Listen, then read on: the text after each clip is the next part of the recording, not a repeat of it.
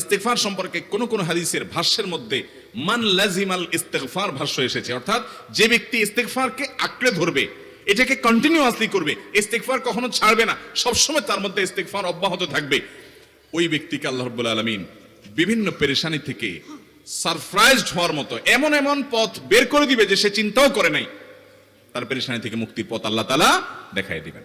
ইস্তেগফার কিভাবে করবেন ভাই? ইস্তেগফার এমন একটা আমল, এটা ছাড়া তো আমাদের উপায় নাই ভাই। ইস্তেগফার আমাদের দুনিয়ার পেরেশানি দূর করবে, আখিরাতের পেরেশানি দূর করবে। দুনিয়ার পেরেশানি আমাদের বিপদ আপদ মুসিবত, এগুলো রিজিকের অনটন অভাব এগুলা, আর আখিরাতের পেরেশানি হলো আমাদের পাপ গুনাহ এগুলা। কোরআনে কারিমে আল্লাহ রাব্বুল আলামিন সূরা নূহের মধ্যে আল্লাহ নবী নূহ আলাইহিস সালাম তার সম্পর্কে বলছেন, ফাকুলতুস্তাগফিরু রাব্বাকুম ইন্নাহু কানা গাফফারা ইউরসিলিস সামাআ আলাইকুম মিদরারা ওয়া ইউমদিদুকুম বিআমওয়ালিন ওয়া বানিন ওয়া ইয়াজআল লাকুম জান্নাতিন ওয়া ইয়াজআল লাকুম আনহারা। তিনি বলেন, আমি বলেছি আমার জাতিকে তোমরা ইস্তেগফার করো, আল্লাহর কাছে ইস্তেগফারটা করতে থাকো। রুটি ইনকাম নাই, ব্যবসা খারাপ যাচ্ছে, পেরেশানি হচ্ছে, ইস্তেগফার ধরো, কি হবে? ইন্নাহু কানা গাফফারা। যদি ইস্তেগফার করো, এক নম্বর লাভ হলো আল্লাহ মাফ করে দিবেন গুনাহ। ইউরসিলিস সামাআ আলাইকুম মিদরারা, যাতে ফসল ভালো হয়, রিজিক ভালো হয়, সেই ব্যবস্থা আল্লাহ করবেন। ওয়া ইউমদিদুকুম বিআমওয়ালিন ওয়া বানিন, ছেলে মেয়ে হয় না অথবা ভালো ছেলে মেয়ে নাই, আল্লাহ তাআলা নেক সন্তান দিয়ে তোমাকে শক্তিশালী করবেন, সম্পদ দিয়ে শক্তিশালী করবেন। ওয়া ইয়াজআল লাকুম জান্নাতি ওয়া ইয়াজআল লাকুম আনহারা, আল্লাহ তাআলা প্রসবন দিবেন, ফসল দিবেন, বরকত দিবেন রুজিতে। কিসের মাধ্যমে? ইস্তেগফার। কিসের মাধ্যমে ভাই? ইস্তেগফার। আহা, ইস্তেগফারের আমল আমাদের দেশে মানুষ আমরা জানি না ভাই। এটাও আরবদেরকে আমি দেখেছি, সারাক্ষণ তারা অবসর সময়গুলোতে ইস্তেগফার করতে থাকে, আস্তাগফিরুল্লাহ ওয়া আতুবু ইলাইহি, আস্তাগফিরুল্লাহ আস্তাগফিরুল্লাহ। মানে কি? আল্লাহর কাছে আমি ক্ষমা প্রার্থনা করি, আল্লাহর কাছে আমি মাপ চাই, আল্লাহর কাছে আমি তওবা করি, আল্লাহর দিকে আমি ধাবিত হই, আল্লাহর কাছে আমি ফিরে যাই, আস্তাগফিরুল্লাহ আস্তাগফিরুল্লাহ। আপনি বসে আছেন নিরিবিলি, ভাইরা আমার, এখন আর নিরিবিলি বলতে কোনো সময় নাই, এখন আর ফ্রি টাইম নাই, এখন আর আমাদের অবসর টাইম নাই। আস্তাগফিরুল্লাহ কখন বলবো? মোবাইল টিপতে টিপতে টিপতে টিপতে, ফেসবুকের নোটিফিকেশন দেখতে দেখতে দেখতে, লাইক কমেন্ট গুনতে গুনতে আমাদের এখন কোনো ফুরসত নাই। বাহিরে তো নাই, টয়লেটে গেলেও তখন আমাদের ব্যস্ততা মোবাইল নিয়ে, ফেসবুক নিয়ে, ঘুমাইতে গেলেও আমাদের ব্যস্ততা। ও ভাই আমার, অথচ আমার হায়াত শেষ হয়ে যাচ্ছে, আমল নামার শূন্য খালি, ফেসবুক টিপাটিপিতে পরিপূর্ণ। আল্লাহর কাছে কি নিয়ে যাবেন? ইস্তেগফার করবেন তো ইনশাআল্লাহ? অবসর সময় ইস্তেগফার করবেন তো ইনশাআল্লাহ? নিরিবিলি আছেন, একাকী আছেন, ইস্তেগফার চালায় দেন। 10 সেকেন্ড টাইম পাইছেন, ইস্তেগফার শুরু করে দেন।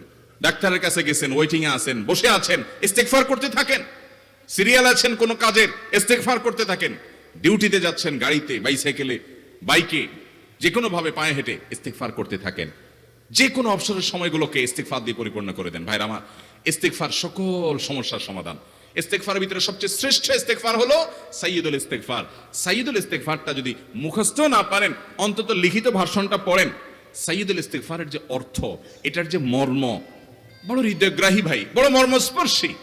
ইমানদার এটার অর্থের দিকে তাকায় যদি পড়ে, তো তার অন্তর না গলে পারে না।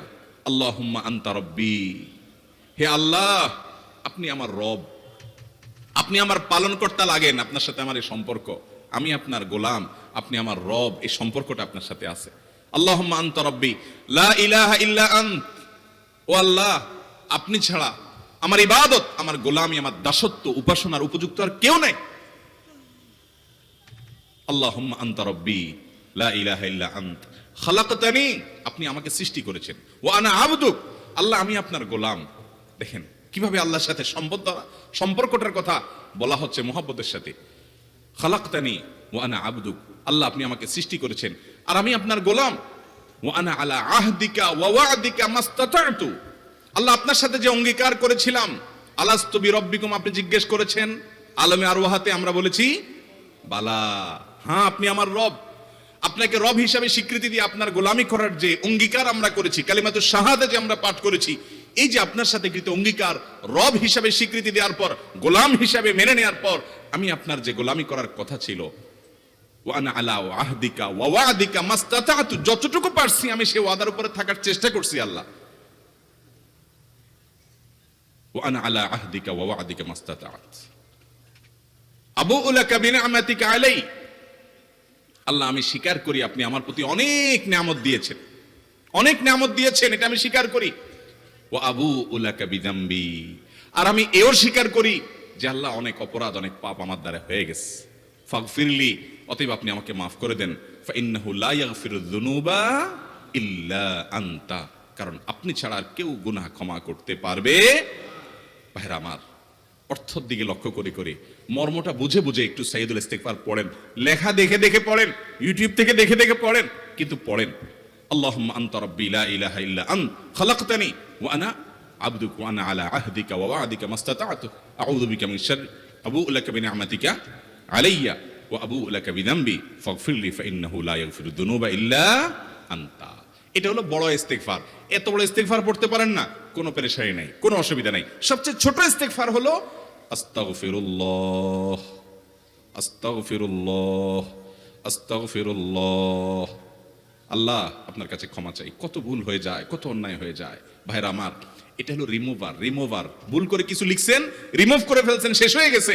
আপনি ঘন ঘন ইস্তিগফার পড়তে থাকেন, অগণিত ভুল হয়, অগণিত ত্রুটি হয়, বারবার ইস্তিগফার এগুলোকে সবগুলোকে শেষ করে দেয়। ভাইরা আমার, নিরাপত্তা এনে দেয়। আল্লাহ কোরআনে কারিমে বলেছেন যে আপনার রব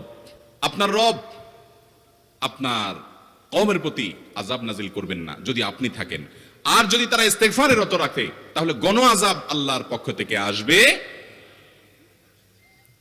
অতএব ভাইরা আমার, ইস্তিগফার বেশি বেশি করতে হবে।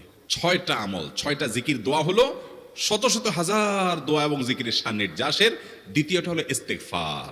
চেষ্টা করব না ইনশাআল্লাহ ইস্তিগফার করা, চলতে ফিরতে আস্তাগফিরুল্লাহ ওয়া আতুবু ইলাইহি, অথবা শুধু আস্তাগফিরুল্লাহ। আরেকটা ইস্তিগফার হাদিসে বর্ণিত, আস্তাগফিরুল্লাহাল্লাযী লা ইলাহা ইল্লা হুয়াল হাইয়ুল কাইয়্যুম ওয়া আতুবু ইলাইহি ওয়া লা হাওলা ওয়া লা কুওয়াতা ইল্লা বিল্লাহ। এটাও ইস্তিগফার। তাহলে একটা বড় ইস্তিগফার, একটা মিডিয়াম, একটা ছোট, যার যেটা সুবিধা হয় এটা পড়েন। বড়টা হলো সাইয়্যিদুল ইস্তিগফার, সবচেয়ে শ্রেষ্ঠ ইস্তিগফার যেটা হাদিসে বর্ণিত হয়েছে। সাইয়্যিদুল ইস্তিগফার নবীজি সকাল সন্ধ্যা পাঠ করতেন, বিভিন্ন সময় পাঠ করতেন, রাতে পাঠ করার কথা বলতেন। সাইয়্যিদুল ইস্তিগফার পাঠ করলে আল্লাহ রাব্বুল আলামিন ওই দিনে, ওই রাতে, ওই ব্যক্তি মারা গেলে তার সব গুনাহ খাতা মাফ করে তাকে জান্নাত দিবেন ইনশাআল্লাহ। অতএব ভাইরা আমার, সাইয়্যিদুল ইস্তিগফার সবচেয়ে বড়, আস্তাগফিরুল্লাহাল্লাযী লা ইলাহা ইল্লা হুয়াল হাইয়ুল কাইয়্যুম ওয়া আতুবু ইলাইহি ওয়া লা হাওলা ওয়া লা কুওয়াতা ইল্লা বিল্লাহ। এটা হলো মাঝারি ধরনের। আর সবচেয়ে ছোট ইস্তিগফার হলো আস্তাগফিরুল্লাহ ওয়া আতুবু ইলাইহি।